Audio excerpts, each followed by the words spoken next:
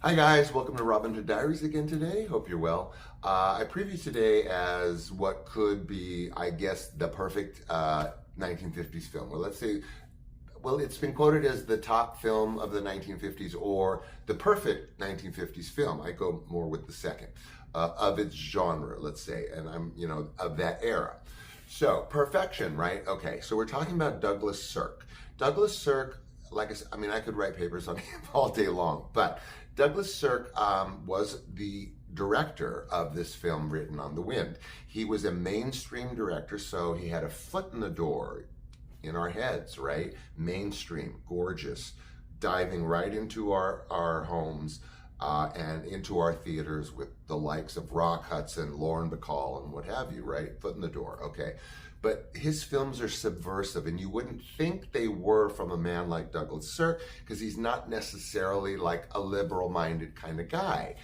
Little bit more on the establishment side. Again, I don't Google my shows. This is all from my film theory stuff. And again, films are what they mean to you. That's one of the first things I learned in film is, yes, the director, not so much the writer, you got to stick with him or her, but it's so interpretive.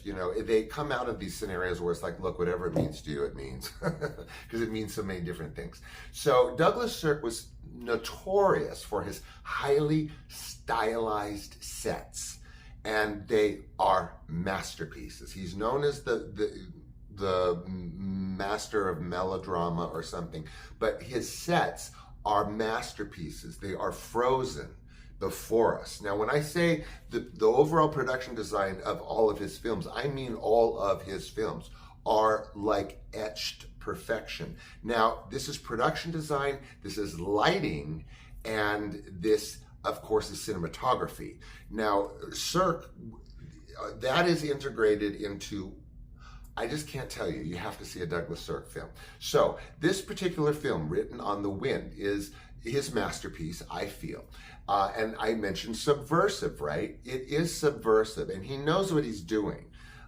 He just knows he has that foot in the door of the American public because his films are so mainstream, as I said, so full of stars all the time, and these kind of sweeping melodramas, but not necessarily written on the wind.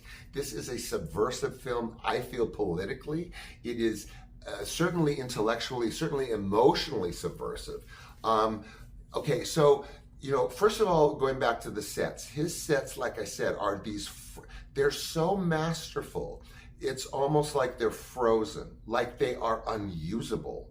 It's like the backdrop is just this perfect kind of suffocating, tense gorgiosity. It's like when you go somewhere, you're afraid to touch anything, Well, that's by design. The tension in this film, emotionally and in terms of the subject matter, is suffocating.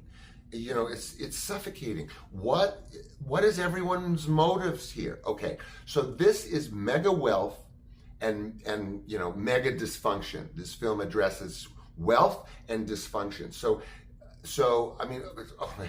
the cynicism that this film addresses wealth is so palpably wealth equals decadence. Now, this for the 1950s, it's almost like it's a good thing people didn't catch on because they are, and I'll go into why. So this tension is choking you, and then you've got this subversive subject matter and performances. So this Dorothy Malone and Robert Stack are a vehicle for this film. It also stars Rock Hudson and Lauren Bacall, but let's forget about them for now because they're mere like bystanders in this film.